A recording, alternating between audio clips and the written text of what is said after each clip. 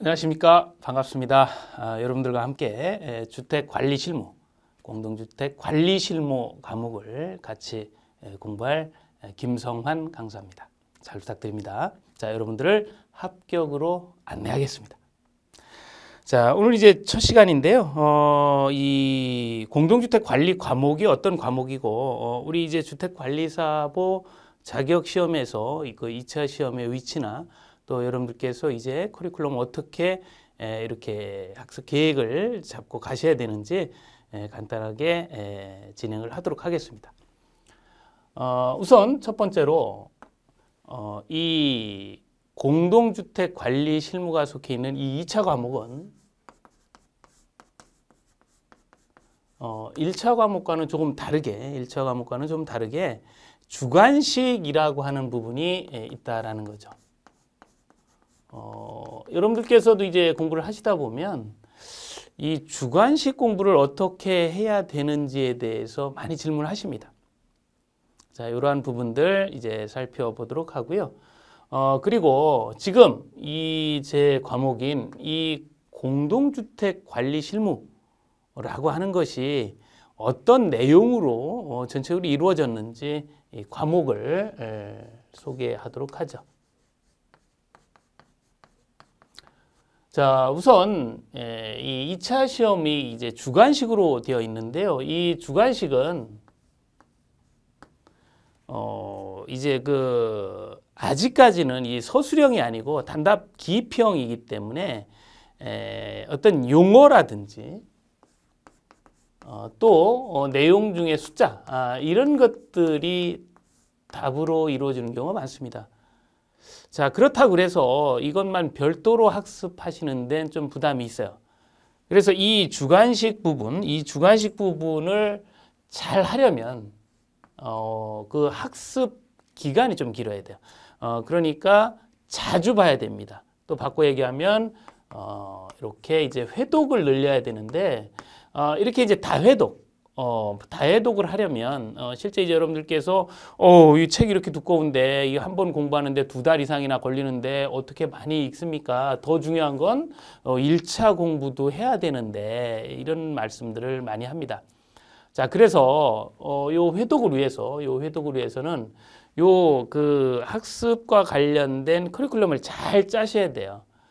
그래서 우리가 이제 통상적으로 최소 이제 학습에 소요되는 시간을 좀 살펴보면 최소 이제 2개월 정도는 우리 이제 적응 기간이라 그래서 이렇게 이제 기본적인 내용을 이제 이해하고 또 이렇게 조금 이렇게 좀 숙달되어 가는 이런 과정이 좀 필요로 합니다.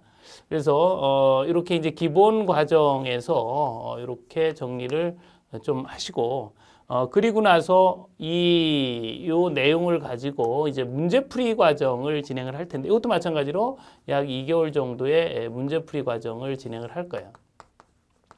자, 이렇게 진행을 하시면 어느 정도 이제 여러분들께서 요런 내용이 뭐다 또 함정이 어느 정도 있다라는 걸 아시기 때문에 그 다음부터는 굉장히 빠르게 이제 회독이 됩니다. 그래서 요약을 한다든지 또 이제 핵심적인 내용들 또 문제 또 여러 가지 모의고사라든지 이러한 부분들을 통해서 이제 이렇게 틀린 부분들을 정리를 해서 집약적으로 계속 보게 돼요.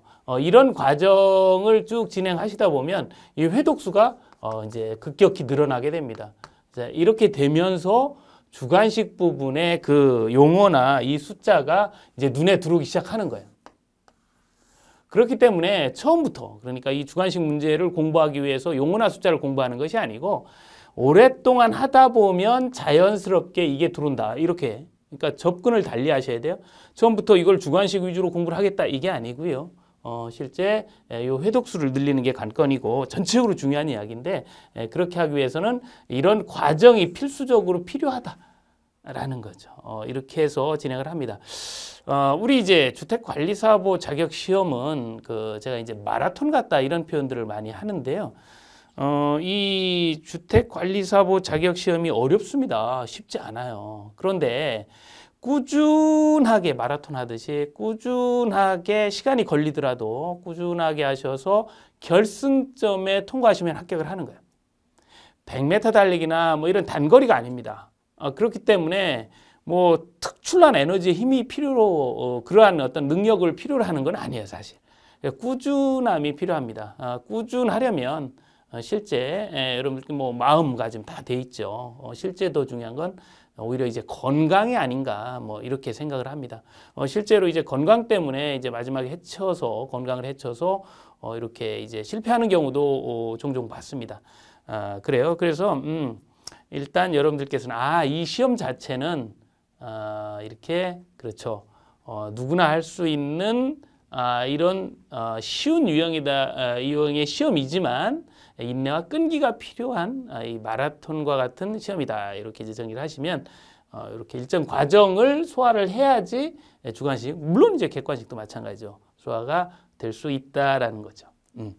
자, 그 다음에 이제 우리 이제 제 과목 공동주택 관리 실무 정확히 표현하면 이렇게 공동주택 관리 실무입니다.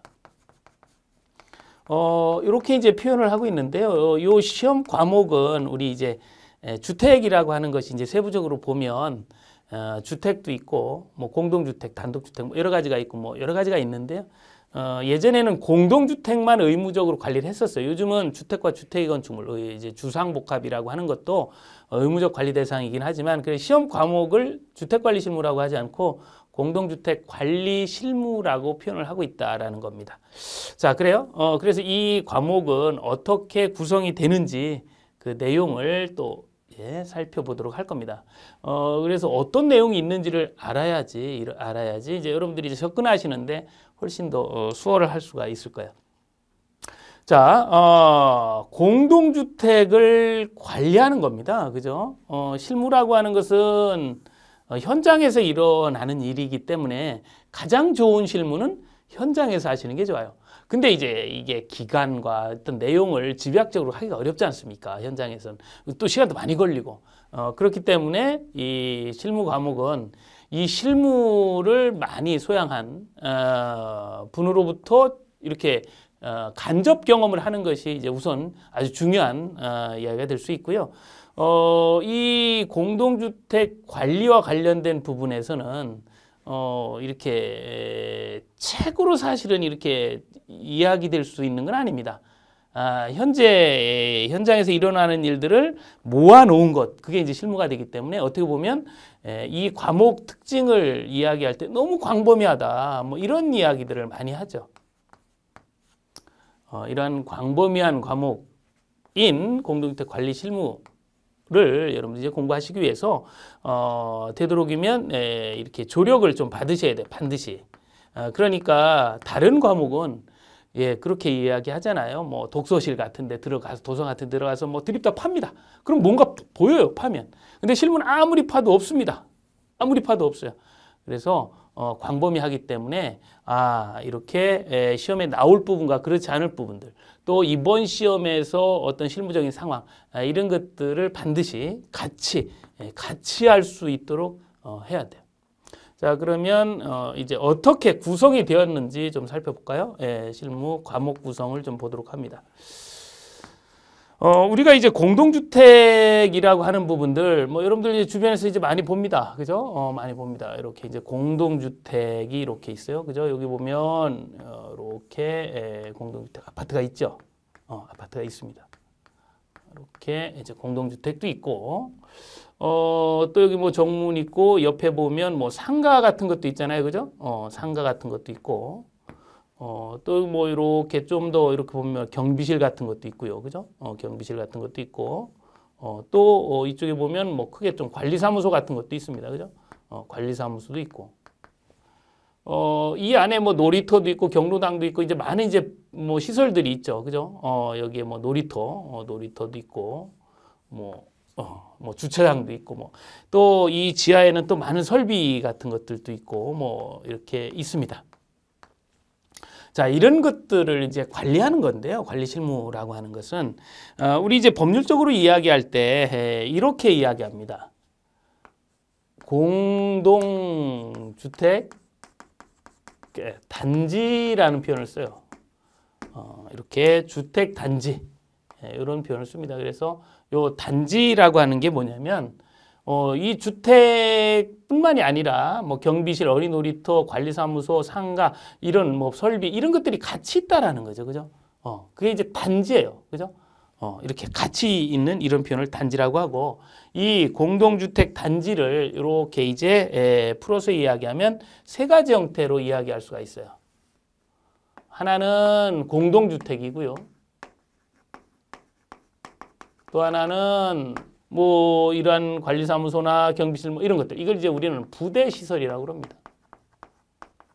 그리고 뭐 여기 있는 어린이 놀이터나 뭐 경로당 이런 걸 이제 복리시설이라 그래요.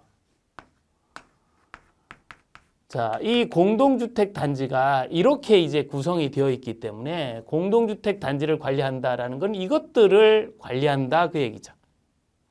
자, 지금 이 공동주택을 관리하기 위해서 우선 첫 번째 여러분들이 접근하셔야 될 부분은 이 공동주택이라고 하는 이 주택을 관리하기 위해서 필요로 하는 것들을 이제 여러분들이 이제 기본적으로 가지고 있어야 돼요. 소양을.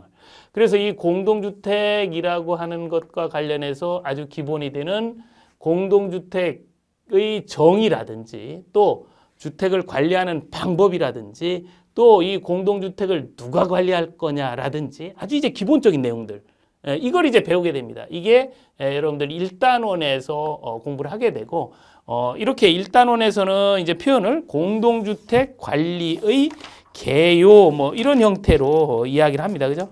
뭐 개관 뭐 이렇게 얘기를 하죠. 그래서 1단원에 공동주택 관리 개관. 그러니까 이 공동주택을 관리하기 위한 이제 포괄적인 이야기들 아주 쉽게 표현하면 누가 관리할 것이고 무엇을 관리할 것이고 어떻게 관리할 것이냐 이 얘기를 이제 여기서 하게 되죠. 이렇게.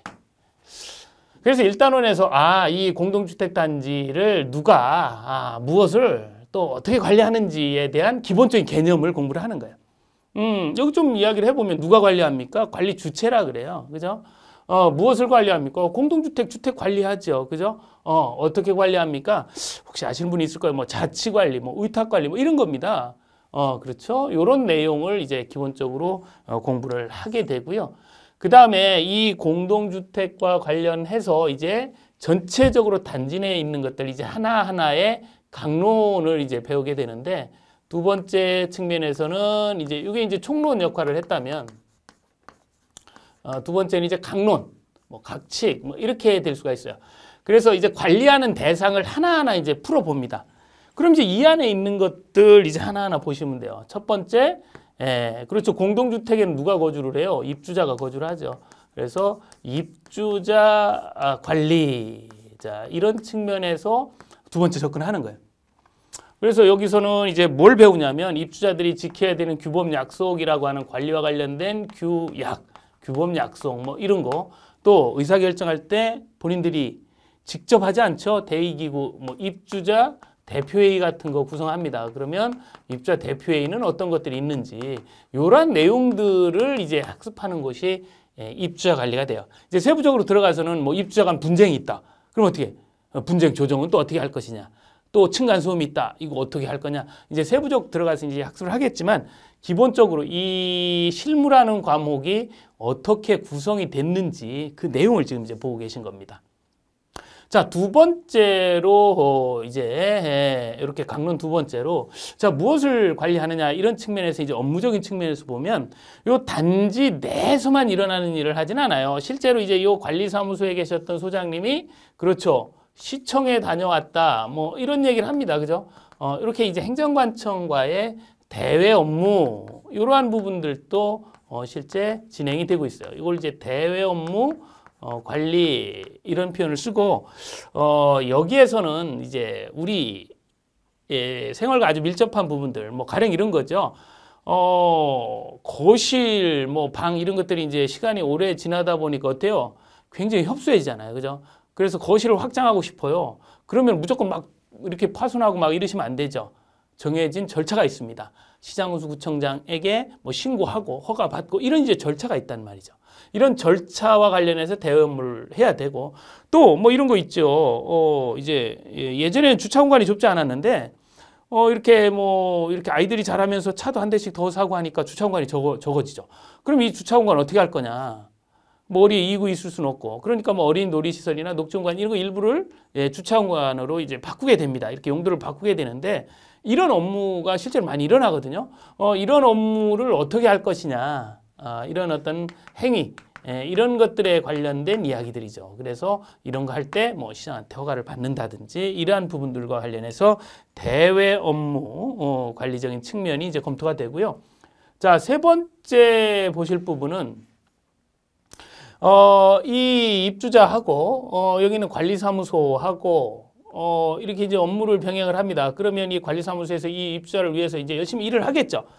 그러면 이 관리사무소에 있는 사람들이 실제로 일을 열심히 하게끔 만들어주는 것도 실무예요. 이걸 우리는 이제 사무관리 이렇게 표현을 합니다. 그래서 관리사무소 사람들이 실제로 열심히 일을 하는지 이런 것들을 이제 보게 돼요. 그러면 일을 열심히 해라라고 하면 일을 합니까? 아니죠. 그러면 그 근로자가 어떤 마음을 가지고 있는지, 동기가 어떤지, 또 그 사람이 만족하고 있는지 이런 걸 알아야 되죠. 그리고 실제 그에 맞춰줘야 됩니다. 그죠? 열심히 일한다. 내가 관리사무소에 뼈를 묻겠다. 열심히 일한다. 이 이야기는 만족하고 있다는 거거든요. 그럼 어떻게 해야지 만족을 하느냐 그 얘기예요. 뭐 여러분 잘 아실 겁니다. 뭐 우리 아주 쉬운 해답이 있죠. 월급 많이 주면 열심히 일합니다. 그죠? 임금. 또 그렇죠. 충분히 쉬게 해줘야 되죠. 휴가. 뭐 이렇게 막 자르고 그러면 안 되잖아요. 해고. 그래서 지금 이제 사무관리에서 이제 가장 중요한 부분은 인간적인 만족감과 관련된 해고, 임금, 휴가 이런 것 관련된 이제 근로기준법 내용들. 그래서 여기 이제 세부 내용은 이제 이 근로기준법이라든지 이 관련된 법률들을 배우게 돼요. 이게 이제 사무관리 범주입니다. 그래서 이 사무관리는 관리사무소에서 이 직원들을 어떻게 즐겁게 일하게 해줄 것이냐. 여러분들이 소장님이 되신다면, 실무를 하신다면, 그죠? 입주자적인 측면만 고려하는 게 아니라 여러분들 직원들도 생각을 할 수 있어야 된다. 그 얘기죠. 그 다음에 이제 보실 부분은 관리사무소와 주민들과의 어떤 연결고리라고 할까요? 예, 뭐 잘 아시는 것처럼 관리비 있습니다. 관리비. 그죠? 관리사무소 부과를 하죠. 그럼 이제 입주자는 이제 납부를 하게 되는데 요거 이제 어떤 걸 부과를 하고 어떻게 부과를 하고 또 어떻게 납부하느냐의 문제. 이걸 우리는 이제 회계 관리다 이렇게 이제 표현을 하고 있는데 실제 이제 우리 관리사무소에게는 비영리 회계라서 1차 시험 과목의 회계 원리처럼 굉장히 복잡하고 이런 내용을 요구하지 않습니다. 기업 회계가 아니고 비영리 회계이기 때문에 그냥 예결산 잘하고 집행 잘하시면 돼요. 그래서 실제 이제 여러분들 문제가 나오면 아주 잘 맞추는 곳 중에 하나니까 그 염려는 안 하셔도 돼요. 자, 여기에서 이제 여러분들이 학습하셔야 되는 부분은 이제 근원은 이제 관리비죠, 관리비. 관리비 부과 관련된 부분들을 중심으로 해서 공부를 하게 됩니다. 자, 이렇게 이제 보셨고요. 이제 그 다음에 이제 진행될 부분은 이런 이제 시설적인 측면, 뭐 공동주택도 마찬가지지만 이런 시설과 관련된 부분에서 이제 접근을 하게 됩니다.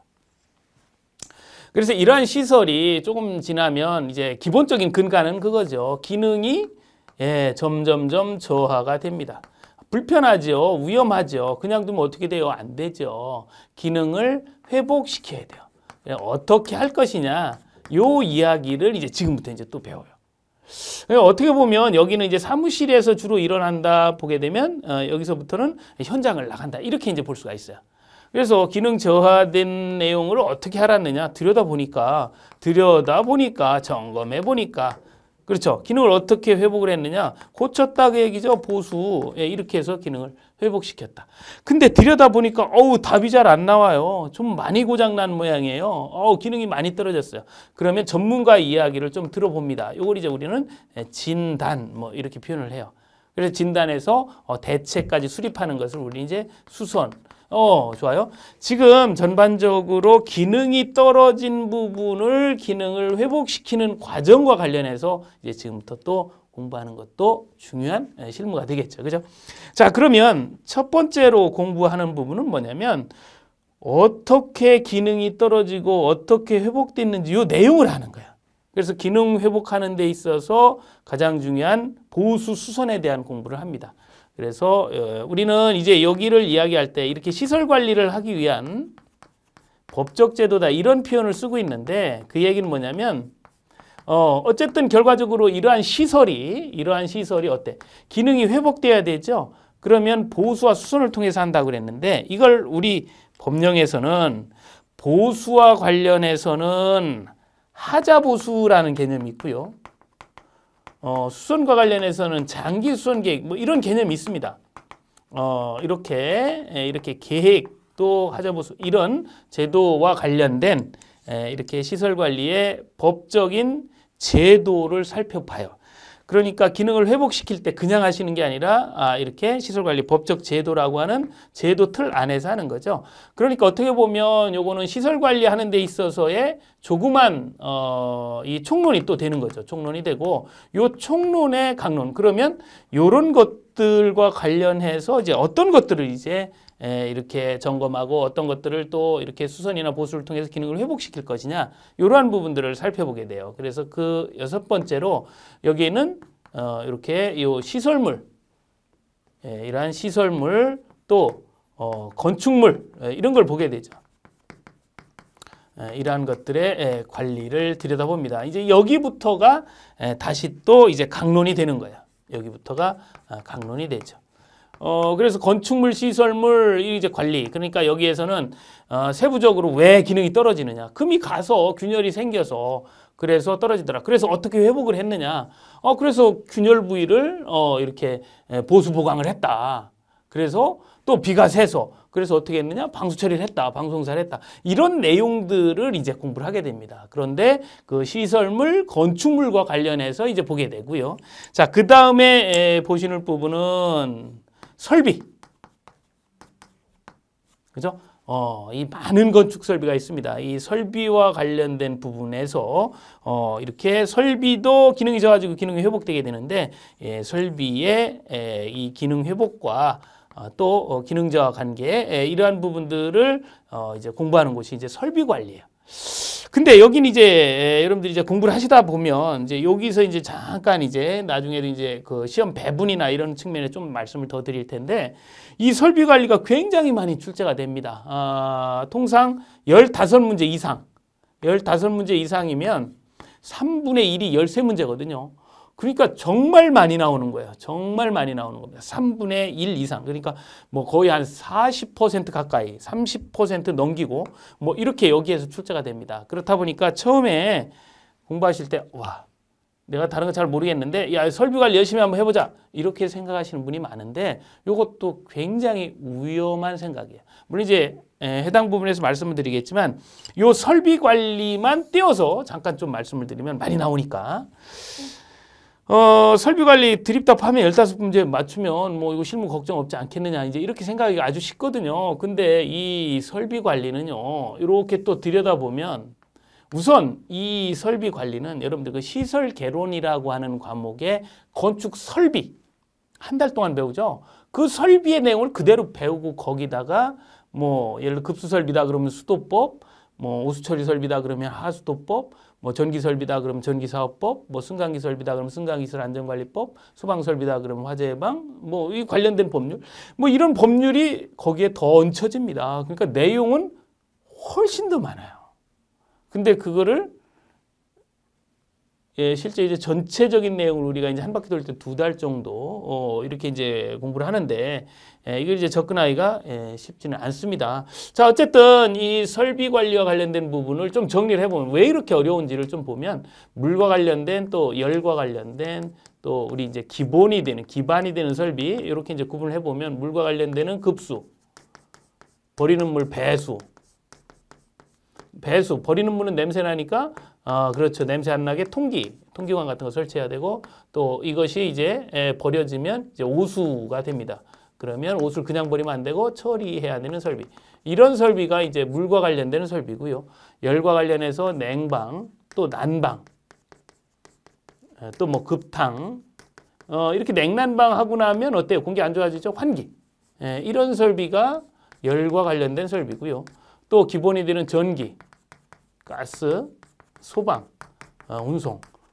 지금 보시는 것처럼 설비가 한두 개가 아니죠. 또 이 설비 하나하나에는 개별적인 법률을 다 가지고 있습니다. 그렇기 때문에 이러한 내용에서 지금 보니까 15개가 나왔다. 바꿔 얘기하면요. 하나, 뭐 한 문제, 한 설비에서 하나, 두 개 정도 나온 거예요. 그러니까 급수설비 입장에서 보면 하나 나왔다.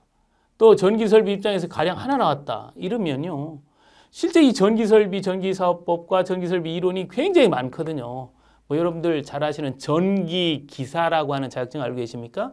전기 관련된 이론과 관련 법을 공부하시면 그 자격증을 취득하는데 그 자격증을 취득하는 것도 정말 만만치 않다. 이렇게 얘기를 해요. 예, 소방 관련된 자격증, 가스 관련된 자격증, 뭐 승강기 관련된 자격증, 뭐 이렇게 수질 관련된 자격증, 뭐 여기 냉난방 공조 관련된 자격증, 뭐 자격증들이 굉장히 많은 그러한 내용들을 다 배웁니다. 그렇기 때문에 15문제라고는 하지만 실제로 접근하기는 매우 어렵죠. 그래서 많이는 출제되지만 여기에 올인하실 필요는 없어요. 그래서 오히려 이쪽은 좀 피해갑니다. 피해. 그래서 시설개론에서 하신 내용들 그대로 받아들여서 이론하고 또 법규에서 한 법령 내용들 그대로 받아들이고 그걸 실무 환경, 아까 얘기한 저 공동주택 단지 내에서 일어나는 일로 다시 재편집해서 필요한 부분만 싹싹 뽑아서 정리를 해요. 거꾸로. 그래서 이제 또 한 번 말씀드리지만 동차를 반드시 하셔야 돼요, 여러분들. 1, 2차를 구분해서 하시고 올해 1차, 내년 2차 이렇게 하시면 안 돼요. 이 시설개론이 여기 이쪽 뭐 시설 그러잖아요. 이게 다 시설개론과 아주 밀접한 관련을 가지고 있어요. 그래서 혹시 이제 그 질문 중에 1차를 합격하셨다 뭐 여러 사정에 의해서 2차를 다음에 공부하시는 분들이 꼭 여쭤보시는 게 있어요. 시설개론을 공부해야 됩니까? 만약에 1, 2차 동차라면 당연히 해야 되죠. 2차만 하는데 해야 됩니까? 해야 됩니다. 자, 이렇다 보니까 실제로 떼어놓는 것보다는 같이 하는 것이 훨씬 낫다라는 거죠. 자, 그래요. 그래서 이제 이렇게 시설 관리와 관련된 부분으로 공부를 이제 하게 되고요. 지금 여기에는 이제 표현되고 있지 않지만 우리가 이제 추상적인 의미로 환경과 안전, 그죠? 주변 안전 이런 측면도 고려가 돼야 돼요. 그래서 그 다음에 이제 배우시는 부분이 환경 관리라든지 또 안전 관리와 관련된 부분을 학습을 합니다. 자, 이게 이제 전체적으로 이렇게 이제 구성이 되어 있는 거예요. 여러분들 그 실무라고 하는 그 범위가 이렇게 구성이 되어 있고 아까 잠깐 제가 여기 이제 설비 관리에서 15문제 이상 나온다 그래서 이제 출제 문항수를 말씀을 드렸는데요. 그렇죠. 범위 이제 학습하기 위해서 범위 필요하지만 이제 궁극적인 목적은 이제 어디서 얼마큼 출제되고 내가 처음에 아무것도 모르는데 어디를 얼마큼 좀 더 집중도 있게 좀 보아야 되겠느냐 뭐 이런 측면에서 출제 비율이나 이런 것들은 좀 필요할 것 같아요. 자, 뭐 잘 아시는 것처럼 40문제가 출제가 되고요. 여기에다 쓰면 안 되겠네요. 그죠? 우리 이제 실무라고 하는 전체 관리 실무 과목은 40문항이 출제가 되고요. 그 중에 16문항이 주관식입니다. 주관식. 그래서 요거에 대한 이야기가 아주 많이 나오고 있어요. 요거 이제 늘리고 뭐 내용 좀 바꾸고 뭐 이런 얘기가 있는데 현행 특히 이제 16회는 요 확정입니다. 이렇게 이제 진행이 되고요. 자, 그리고 18회요. 예. 19회. 예. 19회는 이렇게 이제 진행을 합니다. 자, 그리고 이제 여기서 이제 여러분들께서 이제 어느 정도가 이 16문항, 여기 40문항 중에서 16문항 주관식인데 요 40문항이 이제 어떻게 이제 구성이 되는지를 좀 간단하게 보면요. 우선 요 입자 여기 있죠. 요 관리 개관. 아주 기본이 되는 누가 무엇을 어떻게 여기 이제 주택관리사 제도까지 포함해서 많이 출제가 돼요. 이 총론에서 7문항 정도가 출제가 됩니다. 7문항 정도가. 그러니까 7문항 정도가 출제된다. 그럼 이제 많이 출제가 되는 거예요. 실제로. 그리고 여기는 이제 입자관리 측면에서 한 3문제 정도가 출제가 됩니다. 그리고 여기 있는 회계관리에서 3문제 정도, 두세 문제 정도가 출제가 되고요. 사무관리에서 4문제 정도가 출제가 돼요. 4문제, 뭐 5문제, 뭐 이 정도 출제가 되고, 이쪽은 정말 이 부분이 이제 공부하시면서 여기가 정말, 야, 이거 어떻게 접근해야 될까라고 하는 곳이 바로 여기예요. 요건 이제 조금 있다가 요 부분은 이제 설명을 드리도록 하겠습니다. 요건 이제 좀 이따 설명을 드리고, 그리고 요 시설관리 법적 제도와 관련해서 여기 15문항을 여기서 거의 가져가고 있습니다.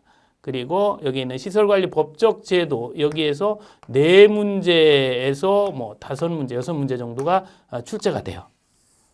그러면 뭐 실제 보시면 그리고 이렇게 보시면 10, 그리고 17, 그 다음에 뭐 여기 이제 3문제 23, 여기 더하면 뭐 35, 뭐 이렇게 해서 여기까지 해서 거의 뭐 30, 뭐 7, 8문제 뭐 이렇게 출제가 되고, 한두 문제가 이제 환경이나 안전 쪽에서 출제가 되는데, 요게 이제 특징이 좀 있습니다. 어떤 특징이 있냐면, 지난해도 마찬가지고 또 지지난해도 마찬가지인데요. 그러니까 18회도 마찬가지고 이쪽에 출제가 안 됩니다. 이쪽 출제 문제가 여기에 얹혀요. 그래서 16문제. 지난해는 16문제가 나왔습니다. 이런 경향을 띠는 측면이 있어요. 그러나 이거는 뭐 크게 아까도 여기 보셨지만 처음에 이 15문제를 다 맞추자고 접근하지는 않습니다. 실제로 이제 접근할 때 뭐 10문제 정도면 훌륭하다. 이제 이렇게 한 3분의 2만 접근을 하기 때문에 뭐 크게 문제는 안 되고요. 다만 실제 이제 시험과 관련해서 이제 요 부분을 좀 해석을 하고 가셔야 돼요. 조금은. 아까 얘기했던 거실을 확장하고 이런 얘기잖아요. 이게 15회, 그러니까 16회부터는 출제되지는 않았습니다. 16, 17, 18 다 출제는 안 됐는데, 이렇게 뒤에 돌아서 10회 때 보면 여기에서 4문제가 나왔어요. 근데 이게 한 범위 내에서 한두 문제 맞추기가 어려운데, 4문제가 나왔다라는 얘기는, 이게 어느 땐 또 이렇게 또 한 번에 이렇게 많이 나올 수도 있는데 라는 거예요. 근데 이게 뭐냐면, 우선 이 10회는 우리 이제 주택관리사 시험에 있어서 10회는 어떤 특징을 가지고 있냐면 2차 때문에 떨어진 해가 바로 10회입니다. 그러니까 2차도 당락을 좌우할 수 있다라고 하는 거예요. 그 이유는 여기에서 4문제를 출제를 했기 때문에 실무 때문에 많이 떨어졌는데요. 결론적으로 말씀드리면 이런 거죠. 그러니까 올해 이제 19회 시험을 여러분들께서 이제 19회 시험을 보시게 되는데 1차 시험을 보셨는데 난이도가 굉장히 쉬웠어요. 쉬웠다. 그럼 이제 합격을 많이 하겠죠. 합격을 많이 하면 이분들이 다 2차에 몰립니다. 그럼 2차의 난이도는 어떻게 될까요? 당연히 2차의 난이도는 어려워질 겁니다. 그래서 합격자 수를 조절할 거 아닙니까? 자, 또 1차 시험이 좀 어려웠다. 반대로 어려웠다 그러면 합격자 수가 적어지고 그럼 2차가 좀 쉬워지겠죠. 요런 이제 패턴을 그리고 있어요. 지금까지 쭉 그래왔습니다. 왜냐하면 이 합격자 수하고 또 우리 이제 이익담 뭐 협회라든지 또 여러 가지 이제 부분이 굉장히 밀접한 관련이 있기 때문에 뭐 몇천 명씩 이렇게 합격시키고 또 어느 뭐 몇백 명씩 줄이고 이러질 않아요. 그래서 어느 정도 이 합격자 수를 조정을 합니다. 수를 조정을 하게 되는데 이 합격자 수 조정과 관련해서 지금 그러니까 19회 1차 시험이 쉬우냐 아니면 어려우냐에 따라서 2차 시험이 어려울지 아니면 쉬울지가 결정이 돼요. 상대적이다 그 얘기예요. 그러니까 지금 상황에서 2차 시험이 올해 어렵게 나온다. 뭐 쉽게 나온다 이야기할 수가 없는 겁니다. 1차에 연동하기 때문에 1차 시험 합격자 이 동향을 살펴봐야 돼요. 그걸 보고 이제 1차 시험 끝나고 2차 하는데 시간이 얼마 안 되지 않습니까?